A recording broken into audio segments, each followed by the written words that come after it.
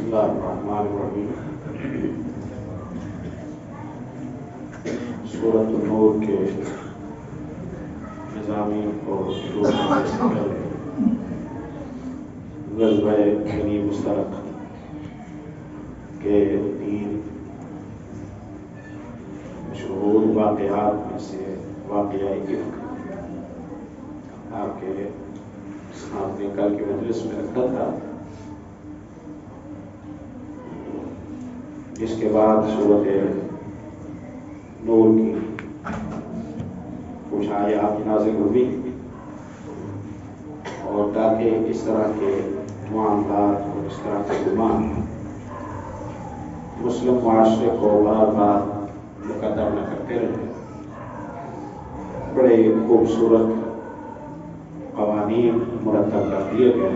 سورۃ النور میں ایک مسلمان کو کیسے سوچنا چاہیے، کیسے دیکھنا چاہیے، گمان کیسے رکھنے چاہیے، مسلمان کے متعلق اس کا طور طریقہ کیسا ہونا چاہیے، گھروں میں جانے کی اجازت، بہت کچھ۔ اس سے پہلے میں نے کل اشارہ کیا تھا کہ بنو مستلق سے واپسی پر 2 اور واقعے ہوئے تھے، ایک تیمم کا واقعہ اور ایک سورۃ المنافقون کے نازل ہونے کا سبب۔ تیمم کا قصہ یہ ہے کہ پیارے نبی صلی اللہ علیہ وسلم نے ایک مقام پر پڑاؤ ڈالنے کا حکم دیا، آرام کے لیے، جیسے قافلہ چلتے ہوئے تھک جاتا تھا تو آپ صلی اللہ علیہ وسلم آرام کا حکم دیتے تھے۔ آپ صلی اللہ علیہ وسلم کے لیے خیمہ لگا دیا گیا اور آپ صلی اللہ علیہ وسلم آرام فرما ہوئے۔ تو ارادہ یہ تھا کہ کچھ دیر آرام کریں گے اور اس کے بعد آپ صلی اللہ علیہ وسلم حکم دیں گے اور یہاں سے روانہ ہو جائیں گے، کیونکہ اس جگہ پر پانی نہیں تھا۔ اللہ کا کرنا، ام المومنین عائشہ رضی اللہ تعالیٰ عنہ فرماتی ہیں کہ میرا وہی ہار ٹوٹ گیا، وہ جس ہار کا کل تذکرہ ہوا تھا، میں اسے تلاش کرتی رہی، مجھے نہ ملا۔ میں نے پیارے نبی صلی اللہ علیہ وسلم سے عرض کیا کہ میرا ہار گم ہو گیا ہے، میں پریشان ہوں۔ آپ صلی اللہ علیہ وسلم نے قافلے کو ٹھہرنے کا حکم دیا کہ پہلے ہار تلاش کرو اور اس کے بعد پھر ہم روانہ ہوں گے۔ ایک تو یہ ہے کہ غیب کا علم اللہ کے پاس ہے، حاضر کا علم بھی اللہ کے پاس ہے، یہ بات ثابت ہو گئی۔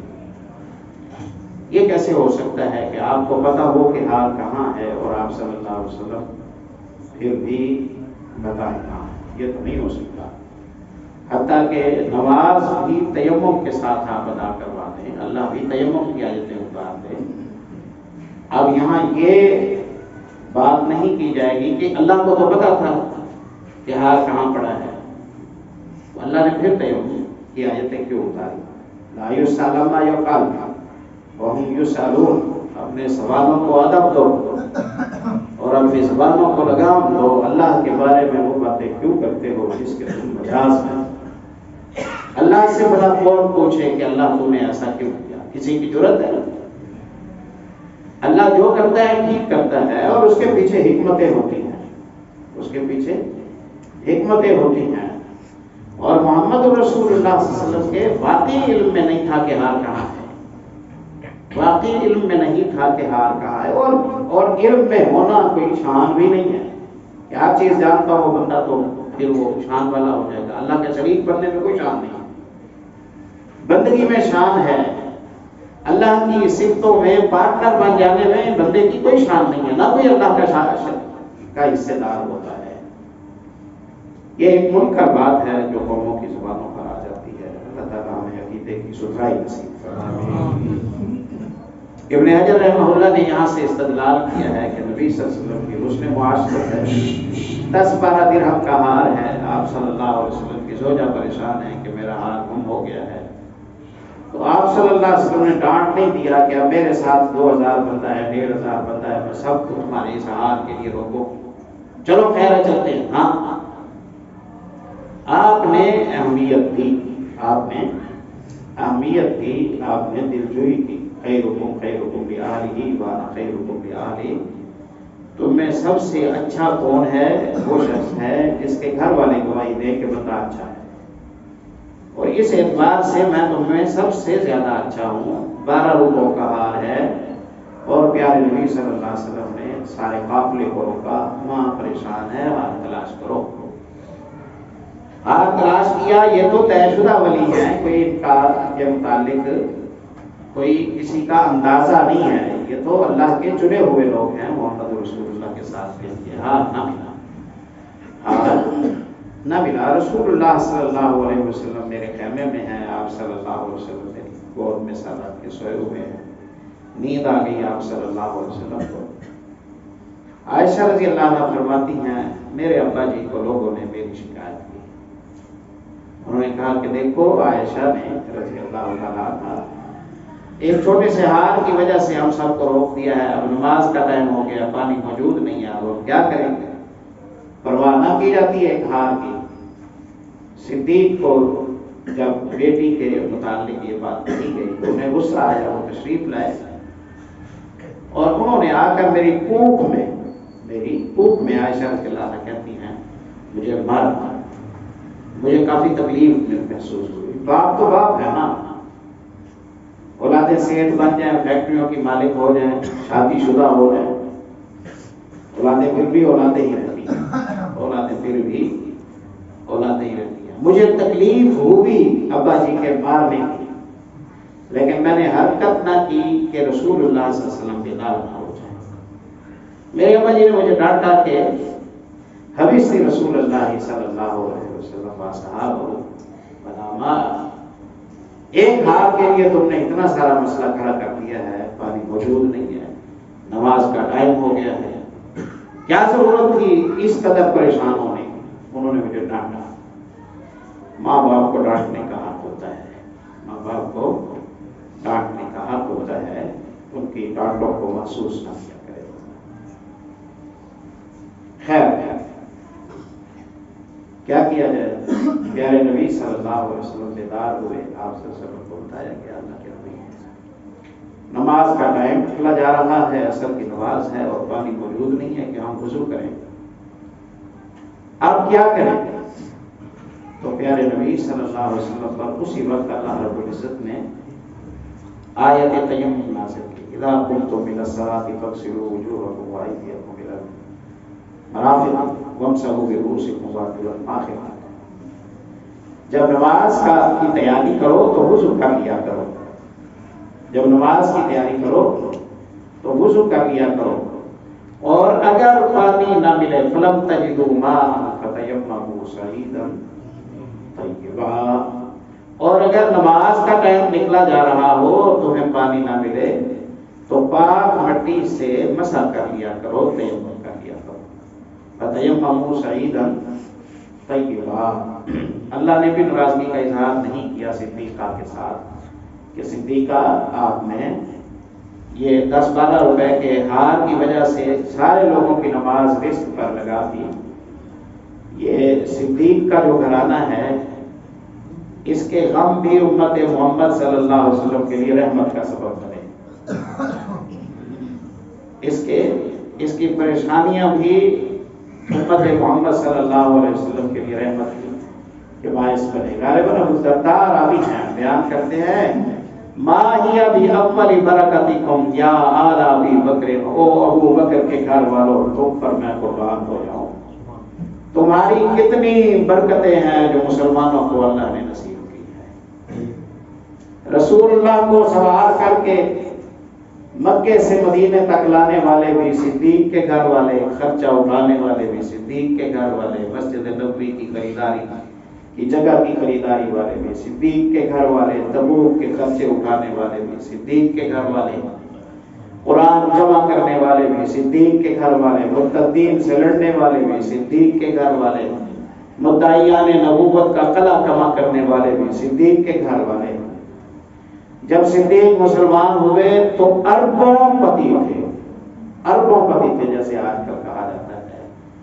اور جب وفات آئی تو پرانی 2 چادریں ان کے کفن میں شامل کی گئی، یہ لیا انہوں نے اور وہ دیا انہوں نے۔ تو ما ہی ابھی اول برکتکم یا آل ابا بکر، اے ابو بکر کے گھر والوں، تمہاری برکتیں ہم سمیٹ نہیں سکتے۔ حال کیا کم ہوا، اللہ نے امت محمد صلی اللہ علیہ وسلم کو تیمم کا حکم دے دیا، اور یہ خصائص سے امت محمد صلی اللہ علیہ وسلم میں سے ہے، یہ خصوصیتوں میں سے ہے پیارے بھائیو۔ پہلے یہ ہوتا تھا کہ وضو کے بغیر نماز نہیں ہے۔ نبی کریم صلی اللہ علیہ وسلم فرماتے ہیں کہ اللہ نے مجھے 5 چیزیں دی ہیں جو کسی اور کو نہیں دی۔ اس حدیث میں 5 کا تذکرہ ہے، ورنہ تو بہت ساری چیزیں ہیں۔ ان میں سے ایک ہے کہ جو نقلی اللہ مسجدا و طہورا فایما رجل من امتی ادرکت الصلاۃ فلیصلی۔ اللہ رب العزت نے زمین کو میرے لیے، میری امت کے لیے نماز کی جگہ بنایا ہے، جہاں بھی کوئی ہے نماز ہر جگہ پر پڑھ سکتا ہے، وطہورا، اور زمین کو پاکیزگی کا ذریعہ بھی بنایا ہے اللہ نے۔ پانی نہیں ملتا ہے تو تیمم کرو، وضو کے بدلے بھی تیمم ہے، اور غسل کے بدلے بھی وہی تیمم ہے۔ طریقہ میں پہلے یقیناً پچھلے درسوں میں ذکر کر چکا ہوں گا، لیکن بہرحال بندہ بھول جاتا ہے۔ تیمم کا بڑا آسان طریقہ ہے، نیت ہو، کوئی عمل بھی نیت کے بغیر قبول نہیں ہوتا ہے۔ بسم اللہ پڑھیں، پاک مٹی پر ایک دفعہ ہاتھ ماریں، اسی ہاتھ کو اگر اس پر گرد لگی ہے تو پھونک مار لیں، ورنہ ایسے ہی چہرے پر پھیر لیں، پھر ایسے ہی ہاتھ پر ہاتھ کو پھیر لیں، بس تیمم ہو گیا۔ غسل فرض تھا، پانی نہیں ملا، یا پانی استعمال کرنا نقصان دہ ہے، بیماری کو بڑھاتا ہے، یا ڈاکٹر نے منع کیا ہوا ہے، یا زخم میں کچھ بھی ہے، یہی غسل ہو گیا اور یہی وضو ہو گیا، یہی غسل ہو گیا اور یہی وضو ہو گیا۔ اس غزوہ بدر مصطلق کی برکات میں سے یہ دوسری برکت ہے جو اللہ نے امت محمد صلی اللہ علیہ وسلم کو دی، اور تیسری برکت ہے وہی جس کے بارے میں سورۃ المنافقون نازل ہوئی کہ پانی پلانے کے لیے جھگڑا ہو گیا۔ ایک انصاری، ایک مہاجر نے آ کر پہلے چشمے پر قبضہ کر لیا، ظاہر ہے کہ رش لگ جائے گا تو میں پہلے پانی پلا دوں، اپنے ساتھیوں کو پانی دے دوں۔ ایک انصاری آیا، اس نے کہا کہ نہیں بھائی، اس پر قبضہ کرنے کی ضرورت نہیں ہے، آپ اپنے جانور کو پانی پلاؤ اور جاؤ، اور ہم پلاتے ہیں، یہ تو عوامی جگہ ہے، اس پر ایک بندہ قبضہ جما کر بیٹھے، یہ ٹھیک نہیں ہے۔ جھگڑا ہو گیا، جھگڑا ہوا تو عبداللہ ابن ابی وہاں پہنچا اور اسے معاملہ بتایا گیا، تو اس نے کچھ منفی تبصرے کیے۔ یہاں ٹھہر کر ہم ایک بات ہمیشہ عرض کرتے ہیں، آپ کی زندگی اس طرح بیدار ہونی چاہیے کہ کسی شرارت کی بنیاد رکھنے کا آپ سبب نہ بنیں، اور کسی بدگمانی کو بڑھانے کا آپ سبب نہ بنیں۔ یہ مسلمان کا کام ہے، تھوڑا کرنے کی کوشش کریں، بڑھانے کی کوشش نہ کریں۔ پاک ذہن، مثبت ذہن جو ہوتا ہے نا، وہ جتنی بڑی بات بھی دیکھتا ہے اس کو حل کرنے کی کوشش کرتا ہے، اور شرارتی دماغ جو ہوتا ہے وہ چنگاری کو بھڑکانے کی کوشش کرتا ہے۔ چنگاری نہ بھڑکایا کرے پیارے بھائی،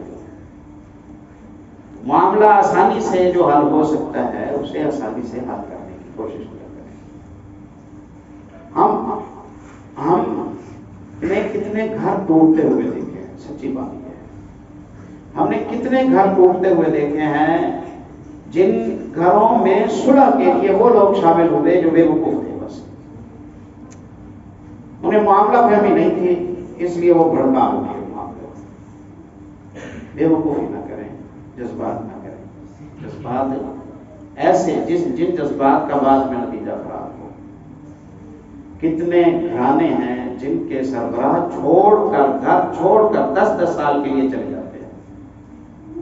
پیچھے کیا ہے، بچی کے بھائی نے آ کر اپنے بہنوئی کے ساتھ جھگڑا شروع کیا، بدتمیزی کی، اسے مارا پیٹا، وہ بھڑاس نکال کے گیا، اس کے بعد اب اس کی بہن ہے جو وہ 10 سال کے لیے بیوہ بن کے بیٹھی ہوئی ہے۔ تو کیا فائدہ ہے اس بھڑاس نکالنے کا؟ آپ نے خیر نہیں کیا، اپنی بہن کا گھر آپ نے اجاڑ کر رکھ دیا۔ آپ کو اگر شعور نہیں تھا تو آپ نہ کرتے یہ بات، کسی شعور مند بندے کو بھیج دیتے۔ کسی شعور مند بندے کو بھیجتے تھے. اتنی بڑی قیامت نہیں ہوتی، بات کو کم کیا جاتا، کم ہو جاتی ہے، بڑھایا جاتا، بڑھ جاتی ہے. قربان کیا محمد رسول اللہ صلی اللہ علیہ وسلم. یہ ابو تراب جو علی رضی اللہ عنہ کی کنیت بنی ہے اور بڑی پسند تھی. باقی آپ سب کے علم میں ہے، پڑھے لکھے آپ ہیں. کیا ہوا؟ پیارے نبی تشریف لائے، بیٹی سے پوچھا خاوند کہاں ہے، علی کہاں ہے رضی اللہ تعالیٰ. کہا اللہ کے نبی میری ان کی کوئی انبن ہوئی تھی تو وہ روٹ کے گھر سے باہر چلے گئے، روٹ کے گھر سے باہر چلے گئے. تو آپ صلی اللہ علیہ وسلم نے یہ نہیں کہا کہ اس کی یہ جرت کہ میری بیٹی کے ساتھ اس طرح کا معاملہ کریں، ہم خرچے اٹھائیں، ہم کفالتیں کریں، ہم یہ کریں، ہم وہ کریں. گھر کے کام سارے آپ کرتی ہیں، چکی آپ چلاتی ہیں، مچھلیاں آپ اٹھاتی ہیں، گھر میں روٹی کے لقموں کی بھی کمی ہے، مال دولت کی بھی کمی ہے، گزارا چلا رہی ہو، اور پھر یہ جھگڑتے بھی ساتھ ہیں. اگر اس طرح کی باتیں ہوتی تو اگلے بندے کا غصہ بڑھ جاتا ہے. ایسے ہی ہے نا، باتیں تو ساری سچی تھی. علی ابن ابی طالب رضی اللہ تعالیٰ عنہ کی دانائی میں وجہ بھی یہی ہے کہ بچپن سے وہ محمد رسول اللہ کے ہاتھ میں رہے، بچپن سے محمد رسول اللہ صلی اللہ علیہ وسلم کے ہاتھ میں رہے. اور آپ جانتے ہیں کہ ان کے ولیمے کا خرچہ سیدنا عثمان ابن عفان رضی اللہ عنہ نے اٹھایا تھا. آپ جانتے ہیں کوئی ان کے پاس راس المال نہیں تھا. کہتے ہیں 2 اونٹنیاں تھیں میرے پاس، 2 اونٹنیاں تھیں. ایک بدر کی جنگ میں مال غنیمت میں ملی اور ایک رسول اللہ صلی اللہ علیہ وسلم نے تحفے کے طور پر اپنے حصے میں سے دی. یہ کل 2 اونٹنیاں تھیں. شادی ساتھ پر آ گئی تھی، ولیمے کا خرچہ کرنا تھا. میں یہودی کے پاس گیا، میں نے کہا کہ میرے ساتھ پارٹنرشپ کر لو، مل جل کے کاروبار کرتے ہیں، کچھ پیسے جمع کر لو، ولیمے کا خرچہ آ گیا ہے. اس نے کہا ٹھیک ہے. سناروں کو اسکر گھاس کام آتی ہے، جاتے ہیں جنگل سے اسکر گھاس کاٹ کے لاتے ہیں، اسے بیچیں گے، جو نفع ہوگا آدھا آپ کا آدھا میرا. تو علی رضی اللہ عنہ کی مالی حالت تو یہ تھی، علی رضی اللہ عنہ کی مالی حالت یہ تھی. لیکن پیارے نبی صلی اللہ علیہ وسلم نے پوچھا، کہا ناراض ہو کے چلے گئے ہیں. تو آپ صلی اللہ علیہ وسلم نے انہیں کچھ کہنے کی بجائے آپ صلی اللہ علیہ وسلم علی رضی اللہ عنہ کو تلاش کرنے نکلے.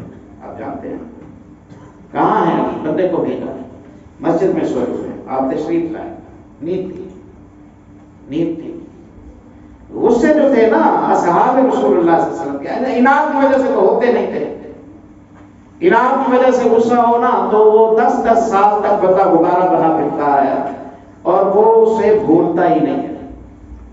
انتقام کے جذبے کو پکاتا رہتا ہے. یہ انعامی غصے نہیں ہوا کرتے تھے. بھئی ابھی آپ لڑ کے آئے ہیں، ابھی آپ کو نیند بھی آ گئی ہے، وہ نیند اس لیے آ گئی ہے کہ نہ یہ ان کے دشمن نہ وہ ان کی دشمن ہے. ایک ساتھ رہتے ہوئے انبن ہو جاتی ہے، ہو گئی ختم بات، اسے بھولو.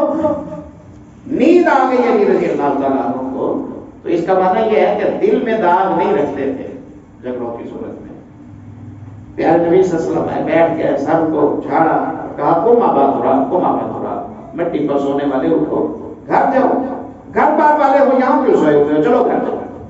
ہاتھ پکڑا، گھر لے آئے. وہ عزت چاہتے تھے، انہیں عزت دے دی، کیا فرق پڑتا ہے. گھر بچ گیا، گھر محفوظ ہو گیا. یہ کردار ہے.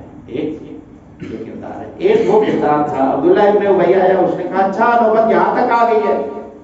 میں تو پہلے دن سے کہتا تھا کہ ان پر خرچے نہ کرو، ان پر خرچے کرو گے تو یہ آپ کے ماتھے پر رکھ لیں گے کہ تمہارا جینا حرام کر دیں گے. انہیں کھلاؤ گے پلاؤ گے، ان پر خرچے کرو گے تو انہوں نے تو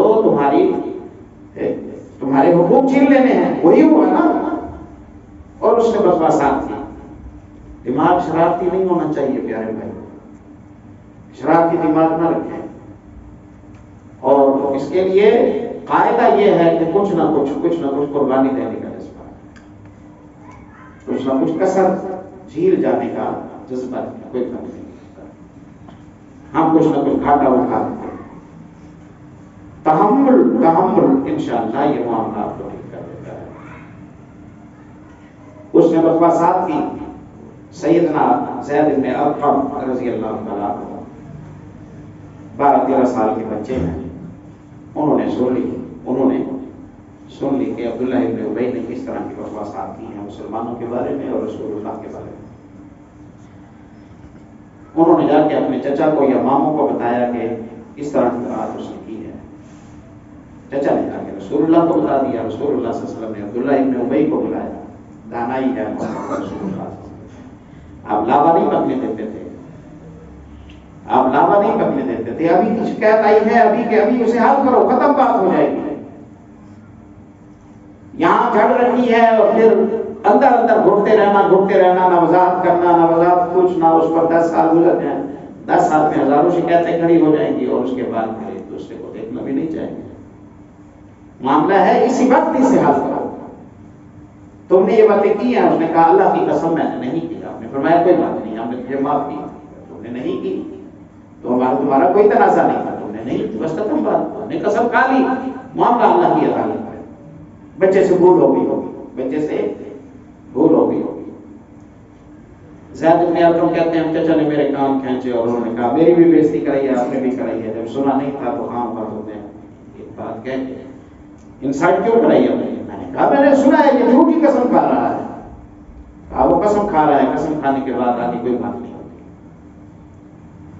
اب میں پریشان ہوں، سارے مسلمانوں کو پتہ چل گیا کہ زید بن ارقم نے جھوٹ بولا ہے، عبداللہ بن ابی پر جھوٹا الزام لگایا ہے۔ میں اسی غم کی حالت میں افسردہ، نماز فجر کے بعد آپ صلی اللہ علیہ وسلم روانہ ہوئے، میں افسردہ جا رہا ہوں، رسول اللہ صلی اللہ علیہ وسلم میرے قریب آئے، میرے سر پر ہاتھ پھیرا، میں نے اوپر دیکھا، میرے چہرے پر آپ نے محبت سے ہاتھ پھیرا، مسکرائے آپ صلی اللہ علیہ وسلم۔ ابو بکر عمر نے مجھے تسلی دی کہ لگتا ہے اللہ کی طرف سے خیر ہو جائے گی۔ پھر اللہ نے سورہ منافقون کی آیت نازل کی کہ تم کہتے ہو نا کہ 12 سال کے صحابی نے جھوٹ بولا ہے اور عبداللہ بن ابی کی قسم سچی ہے، اور جب وہ کہتا ہے کہ میں سچا ہوں تو تم کہتے ہو گواہ لاؤ، تمہیں گواہی کی ضرورت ہے، تو میں گواہ ہوں۔ عبداللہ زید بن ارقم نے سچ کہا، یہ اصحاب رسول اللہ وہ طبقہ ہے جس کے بچے کی طرف قوم کا سربراہ انگلی اٹھائے تو اللہ اسے قوم کے سامنے رسوا کر دیتا ہے۔ رسول اللہ کے صحابہ کے متعلق اگر یہ قوم کا سربراہ ہے عبداللہ ابن ابی، تاج مونگوں کا اس کے لیے تیار کیا جا چکا تھا، اوس و خزرج کے لوگ اسے اپنا بادشاہ بنا چکے تھے جب رسول اللہ صلی اللہ علیہ وسلم تشریف لائے، اور بہت خوبصورت جواب تھا یہ عبداللہ ابن ابی، لمبے قد کا اور ماشاءاللہ خوبصورت جسم کا یہ جوان تھا۔ لوگ اس کی بات پر اور والے تھے کہ 300 لوگوں کو میدان سے واپس نہیں کیا جاتا، اتنا سی بجا تھا۔ اللہ نے پردہ رکھا اس پر، اللہ نے اس پر پردہ رکھا۔ اس کی انگلی جب 12 سال کے صحابی کی طرف اٹھی کہ یہ جھوٹ بولتا ہے تو اللہ رب العزت نے اس کے ہاتھ توڑ کر اسے رسوا کر دیا، اللہ نے اسے رسوا کر دیا۔ یہ صحابہ والا مسئلہ ہے، ایسا مسئلہ ہے اس پر اللہ کمپرومائز نہیں کرتا۔ صحابہ والا مسئلہ ایسا مسئلہ ہے کہ اس پر اللہ کمپرومائز نہیں کرتا۔ اللہ سے دعا کریں اللہ صحابہ کے بارے میں ہمارے جو دل ہے نا انہیں پاک رکھے۔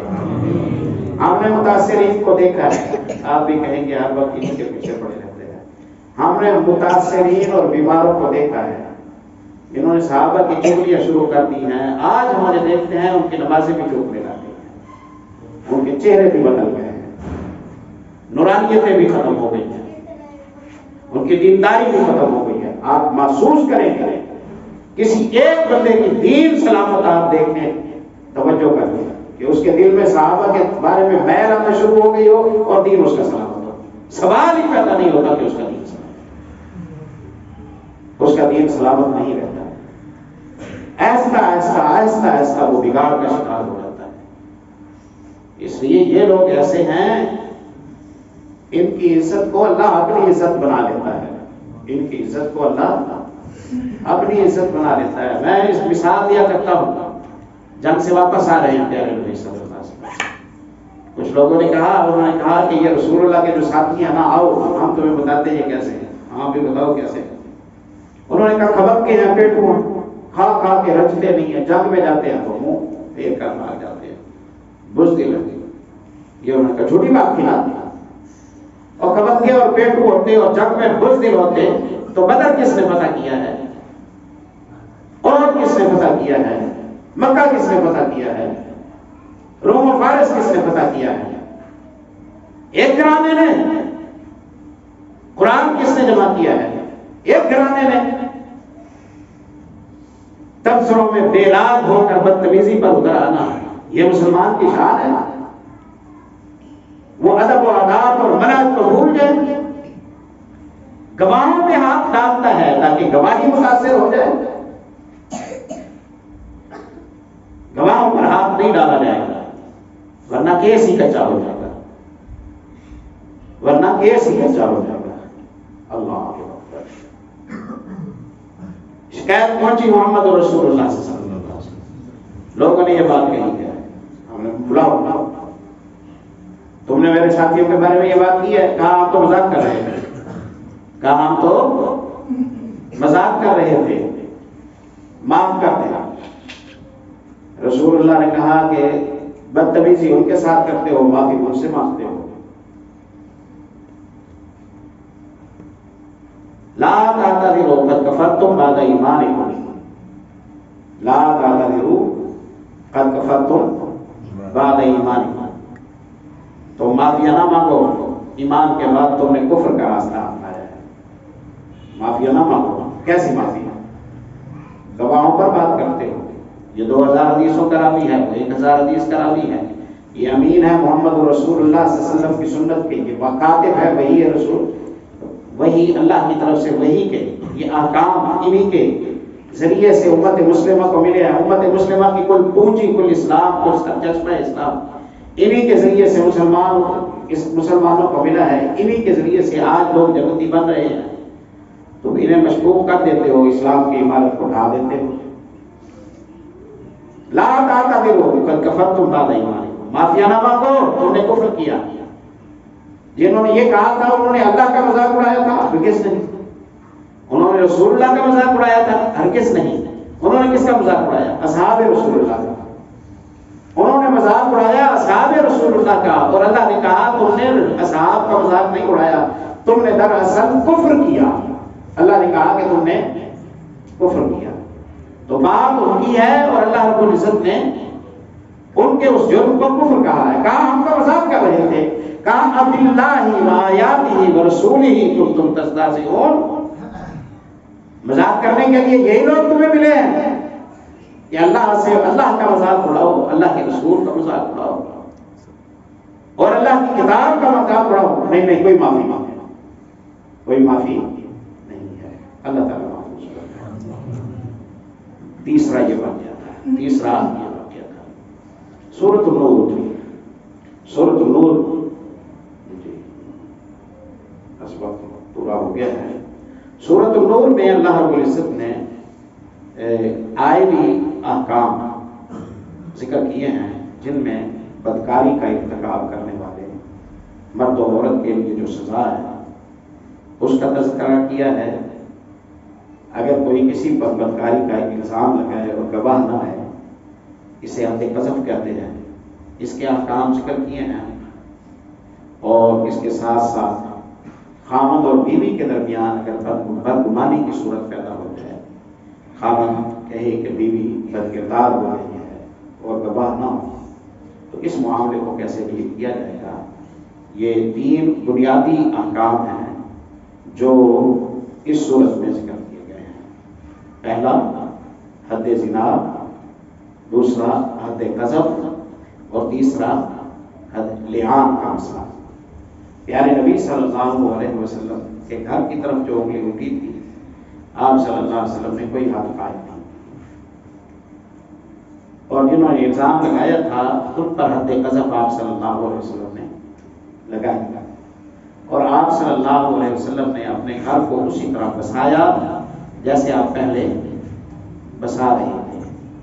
ان تینوں مسائل کے ذریعے یہ ثابت کیا گیا ہے کہ صدیقہ اللہ کے یہاں بھی قابل اعتبار تھی اور محمد رسول اللہ صلی اللہ علیہ وسلم کے یہاں بھی قابل اعتبار تھی. انشاءاللہ اس پر کل بات کریں گے. سبحان اللہ.